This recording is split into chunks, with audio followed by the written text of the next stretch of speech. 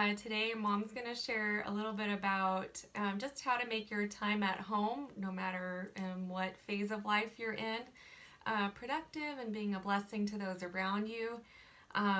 We're also going to link a video down below on if you sew, if you want to help make medical caps. Mom and I have been doing that for the past 2 weeks. We've made around 50. And Children's Hospital here in Los Angeles is in need of those. So we're going to link the video below, and you can reach out to us if you want more information on how to help in that effort. But without further ado, I'll go ahead and turn it over to Mom. All right. Well, I think a lot of us are in the same place right now of being at home basically all day, very rarely going out, and how to use this time in a good way for relationships and for with our family and as a husband and wife situation. We know that a lot of husbands may be working from home right now, or maybe struggling with not being able to get to a job. So we'll be addressing just different situations you might find yourself in, and how you as the wife or as the mother or as a single gal can make the most of it. All right, we're going to start with first is the home alone. Single gals might be especially lonesome right now because they do not have somebody to share the day with, and they might be working from home, but just encouragement for them to use this time to reach out to others, connecting with relatives and old friends and just neighbors, to make it a profitable time. You can be the initiator and not be so lonely when you know that you're encouraging others and keeping up with them. Also, it's a good time to learn new skills. And this computer age makes it easier. There's lots of tutorials and how-tos for sewing and cooking, and also other crafts and computer skills. So make the most of that and come out just with your resume and your knowledge expanded. And then find service opportunities. Now, Christy already mentioned the one for the Children's Hospital. You may have hospitals in your area of the world or state that would benefit from this. So you can kind of see what we've been doing, and you can jump on board and maybe bless a local health agency or hospital.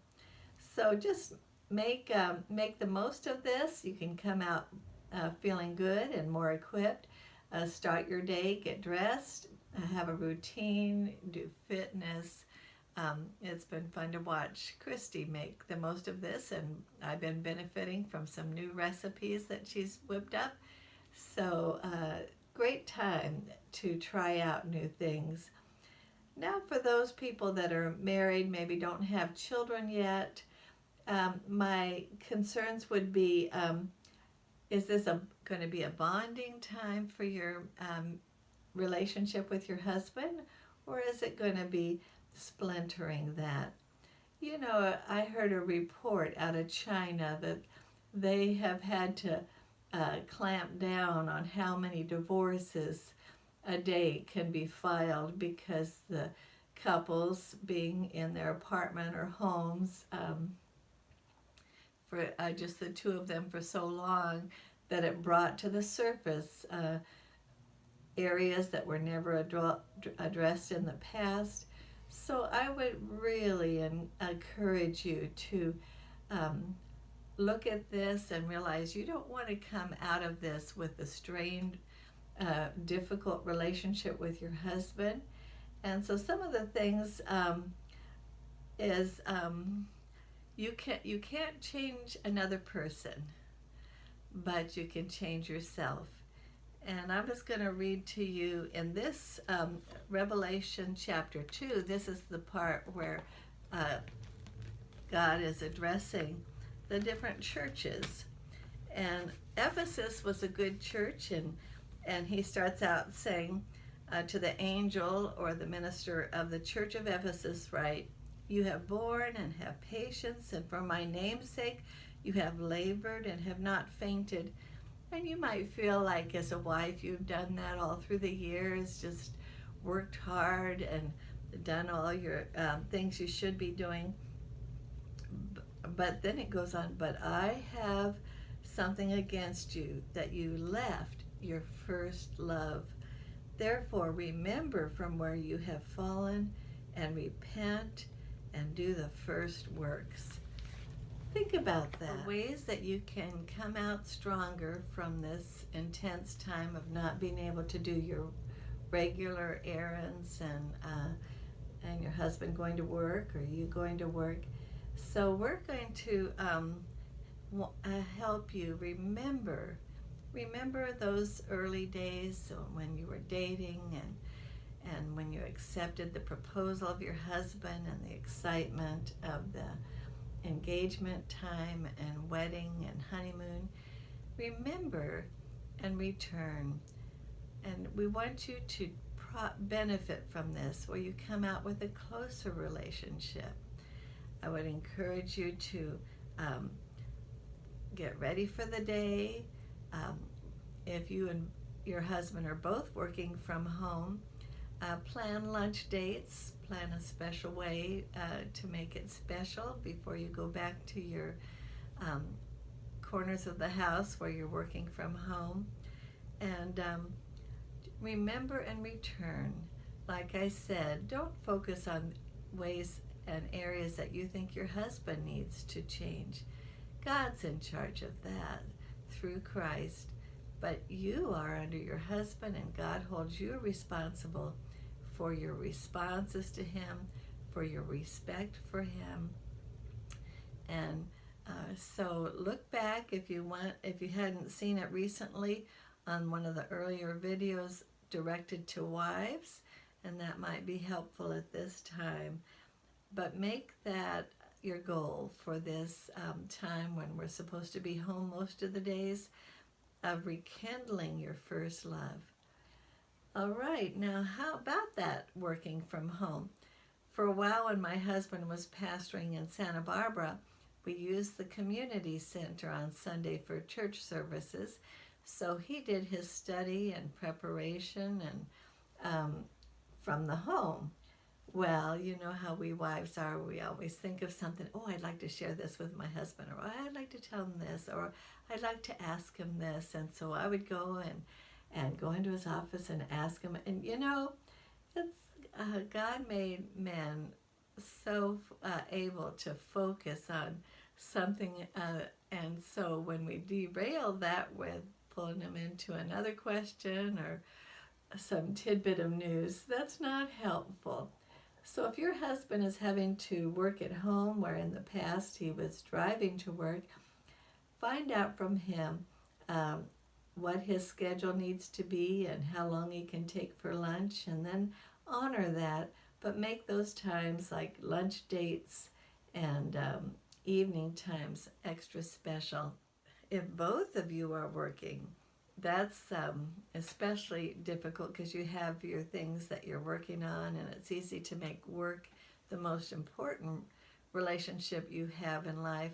So I would say get what you need to do done, but make your husband your priority.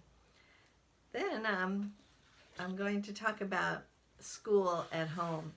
A lot of you are used to sending off your children in the morning and then bringing them home in the evening, and you've had all that time to get things done around the house. So this is kind of a new experience for you. You know, when you have children home that are used to be at school, you're navigating different things. Your children might be missing their friends. They're finding out that you're finding out that there's a lot more quote-unquote homework being sent from a teacher that you have to make sure that they have time to do. And then there's some things that you can tuck in there that can be a real benefit long-term to your children.